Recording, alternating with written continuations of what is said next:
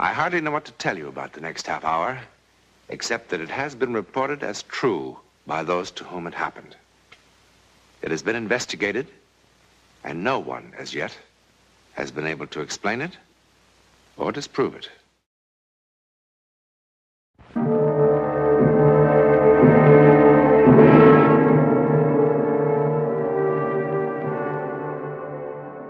Only a very few moments ago, this was the scene of a tense human drama, played for very high stakes indeed. A man's life. A jury has just determined that Paul Marlin did not murder his wife. Thus, a sensational murder trial comes to an end. But sometimes, the end is also the beginning. Perhaps if Paul Marlin could have known what lay ahead, he would have preferred being found guilty.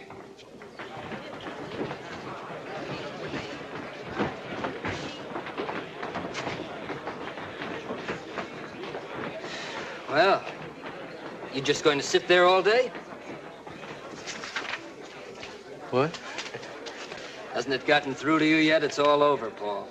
You're a free man. Yes, I know.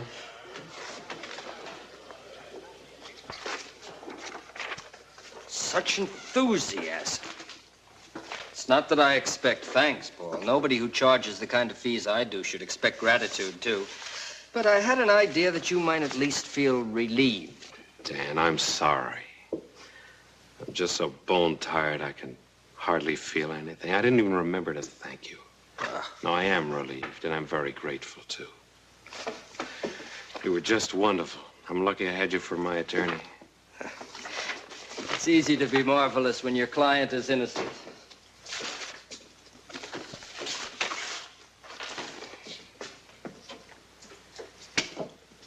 You're still thinking about Julie, huh? I am. I don't know if I'll ever really stop. I only knew who did it or why. What are you going to do with yourself, Paul? Oh, I don't know. Start trying to pick up the pieces, I guess. You could do with a change of scene. Yes, I suppose so. And a rest. You need a rest, Paul.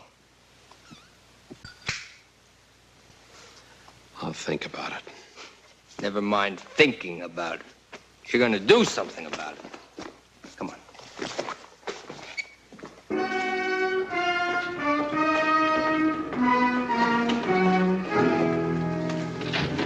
Hey, Marlin. My paper would like to know how you feel about being let off. Being let off? Okay. Being found not guilty. Pretty silly question, isn't it? How do you think he feels? Why don't you let your client answer, Counselor? Well, you've gone so far out of your way to twist and distort everything I've said since my wife's death, I see no point in even trying. How about you, Counselor? Do you want me to print no comment also? Or do you have anything to say about the very peculiar shortage of prosecution evidence and witnesses? Not even the district attorney can produce what doesn't exist, Ferris. Is that why the murdered woman's family wasn't even called to testify? Or did you and the DA decide they didn't belong at your private little trial? Now look, Ferris. You know perfectly well I tried to reach a brother in New Zealand. Sure you did. Tried real hard. Yes, we did, but communications to the backcountry of New Zealand are practically non-existent. Uh-huh. Besides, it wouldn't have possibly contributed anything relevant. And you know that, of course, without even asking him. Look, Ferris, what are you trying to build? The trial's over. Your paper got a lot of circulation out of it. Now, why don't you find someone else to pick on? It's just that I believe, along with a lot of people in this town, that Marlin killed his wife in cold blood. Now, wait a minute, for Ferris. money. I'm getting sick and tired And it of galls this. me to see him walking away scot-free. Now, look!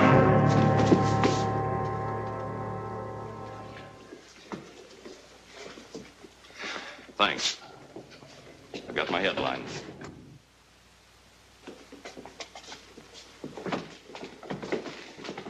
Paul, come on. I want to talk to you. I walked right into his trap. You know your nerves are on edge. All you needed was a push. Look, Dan. No, Now, I wait a want... minute, please. There's something I want to ask you.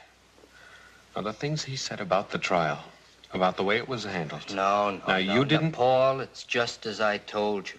The DA's office jumped before they had anything much to go on. By the time they realized they had no real evidence against you, what with the papers beating the drums, getting people worked up, they were publicly committed. They had to go through the motions. All right, then why Ferris's personal vendetta with me?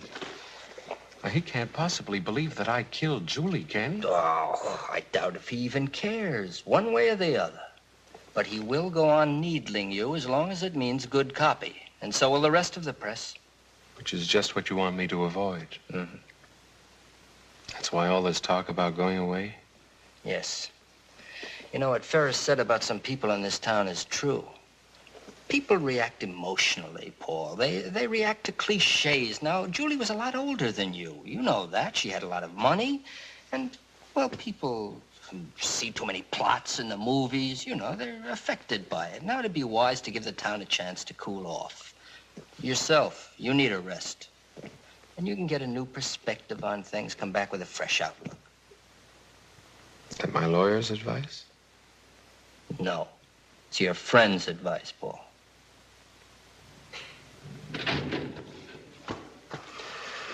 Okay, Dan. All right. I'll go away for a while. I just hate the idea of looking as though I were running away.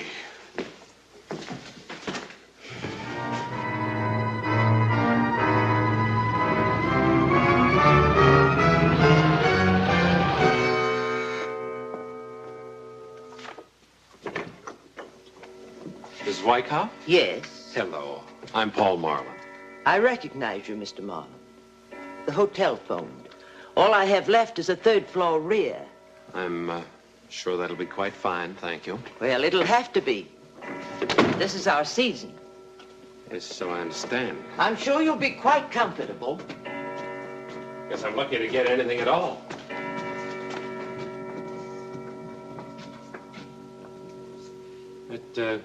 It's right on the button. How long do you expect to stay, Mr. Marlin?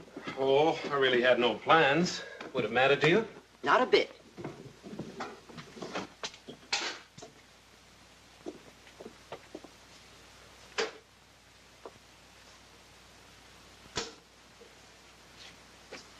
Well? Oh, yes, this'll be fine. Thank you very much. That'll be $6 a night. Oh, When you leave, I'll have the trunks moved tomorrow. well, they're no trouble.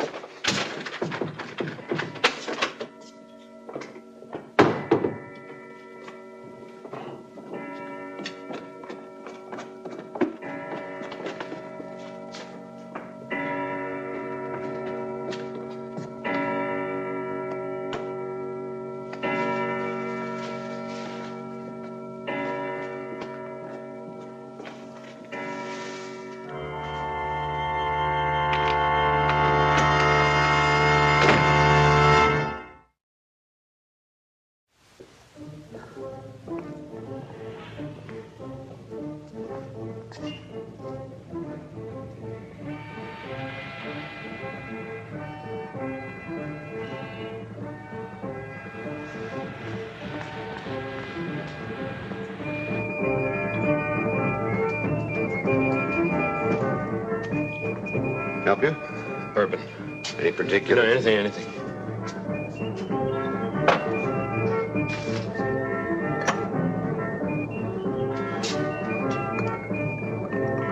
Water or soda?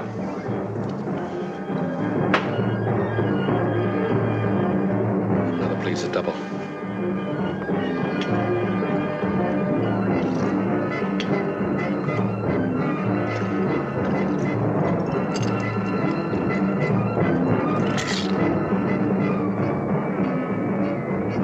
$1.50.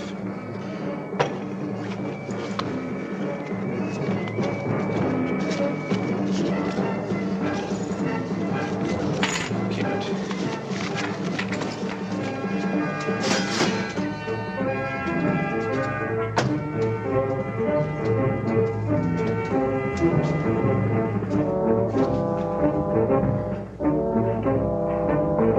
Can I have another? A little water in it this time, please.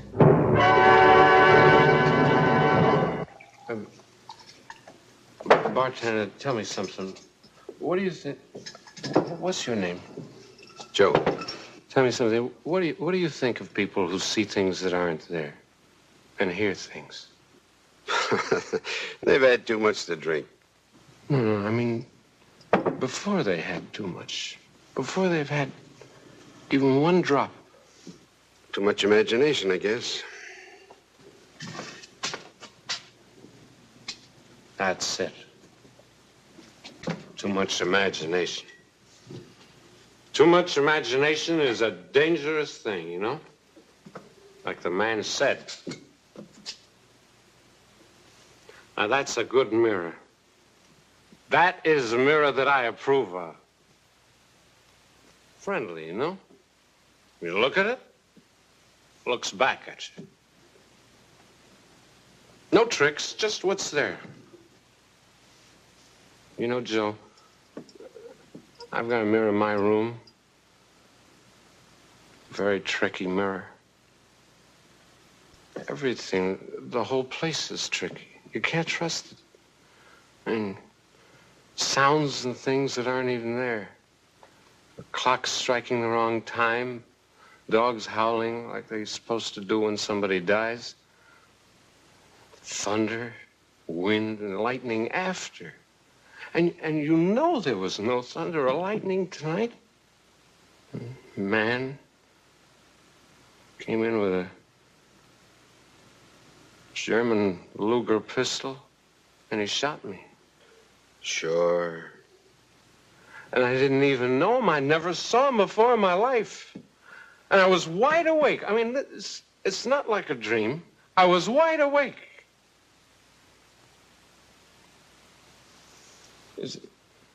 That's some imagination, huh? It's like I'm an inventor. I invented a person. I mean, this man he wasn't made up of all faces I'd known before, like in a dream. He was someone real. Tall, about my height. May I have some change, please? Scotch and water, please. No ice.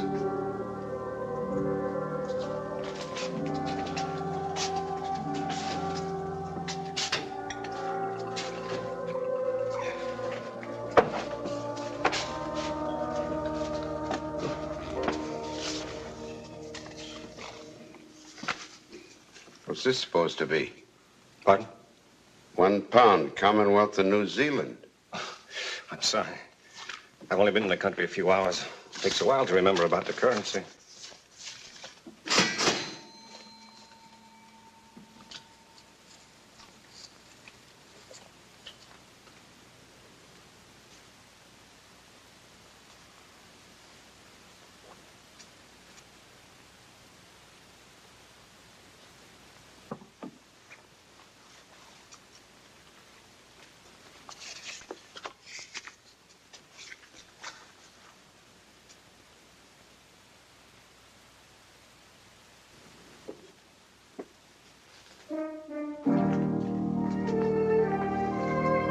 I beg your pardon, but...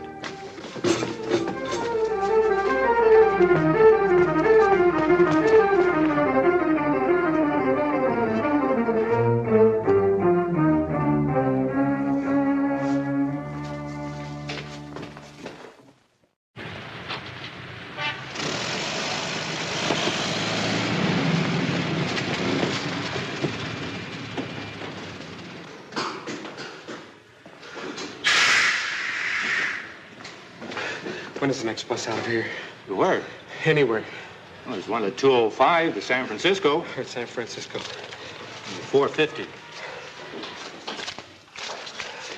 Put your luggage on the ramp. The driver will pick it up when he gets here. Huh?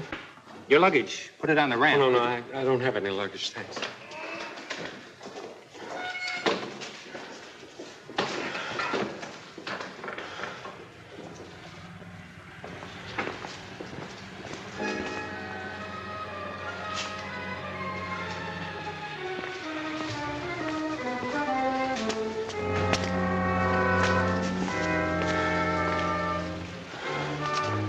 Paul? What do you want? I'm Roger Wiley. Roger Wiley, you are Paul Marlin, aren't you?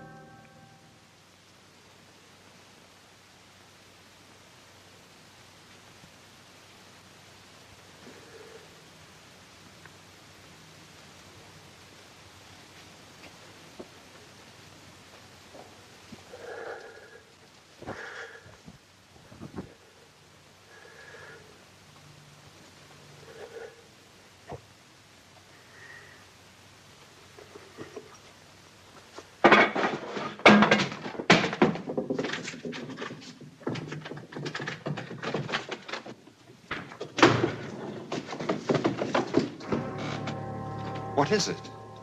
Why'd you keep running? I told you I'm Roger Wiley, Julie's brother.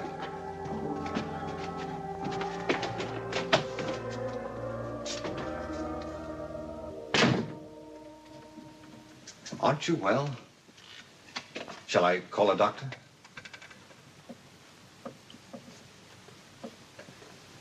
Well, the landlady said it'd be all right if I left my bags here while I went looking for you.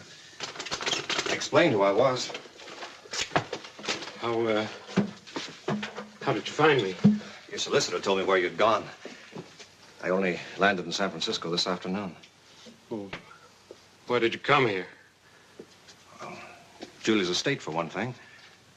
Then there's the matter of... The gun bother you? I always carry it with me. It's a good thing to have along when you're out on the range for weeks at a time. Are you sure that you're all right? No, I'm fine. I'm fine, really. Sorry, it's just nerves, that's all. Julie's death. A terrible trial. I'm sure the last month has been very unpleasant for you. It'd probably give anyone the shakes. I'll be all right in the morning. Why don't we meet then? Over breakfast, maybe. We can have a talk, huh? That's a good idea. But with the hotel full up, I hardly know where to look for a room at this hour. What I mean is... Well, I thought perhaps I could flop in that chair for tonight. Oh. Yes, of course. Why not? Thanks.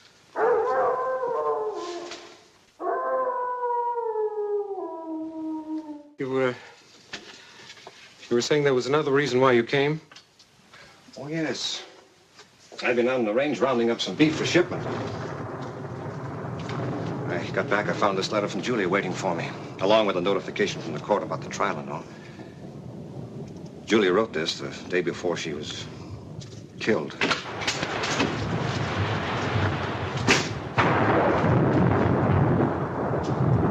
Stay away from me. I know why you came. I had a warning. You had what? I know why you're here, and I know why this gun, too. I saw it all happen. Paul, I don't know what you're babbling about. You're here to kill me. You read the newspapers, didn't you? You believe what they said, that I killed her, don't you? That I planned the whole thing to make it look like somebody had broken in just to cover up. Paul, listen to me. I don't believe anything of the sort. Why should I? Why are you here?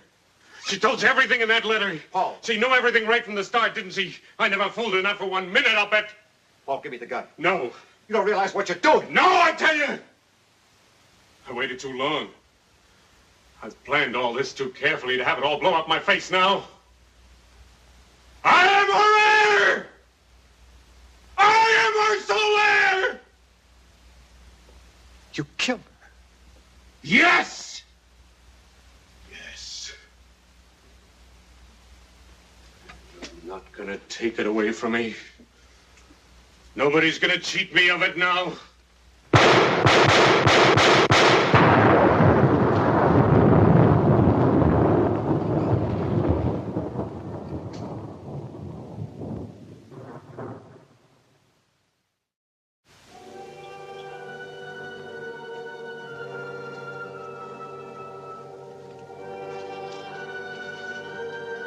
Dearest Roger, I only hope and pray you will believe that the last 6 months have been the happiest of my life.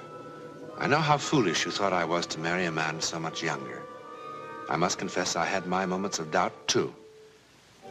But Paul loves me, really loves me, Roger. He proves it in 100 ways every day.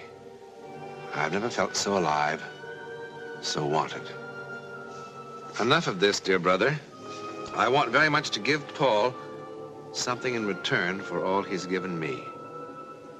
I've decided to immediately transfer all my holdings, real estate, stocks, everything, to his name. And I want it to be a surprise. Naturally, there'll be some complications with those things you and I own together. And as it has been so long since we've seen each other, couldn't you find the time to come to San Francisco? It would be wonderful if you could. Besides, it's high time the two men in my life met and became friends. Julie. Paul Marlin went to the gas chamber insisting that he was the victim of an hallucination that drove him to murder. The only witness he had to support his plea was the bartender. But then bartenders hear so many strange things, don't they? Probably it was Paul's guilty conscience that somehow created the sights and sounds of his own destruction. His conscience was his executioner. In a moment, a program word about next week. If ever there was a place where the ability to see into the future would come in handy, that place would be a racetrack. But ace jockey Ronnie Watson's brush with the supernatural has become one of the great legends of American racing. See for yourself next week.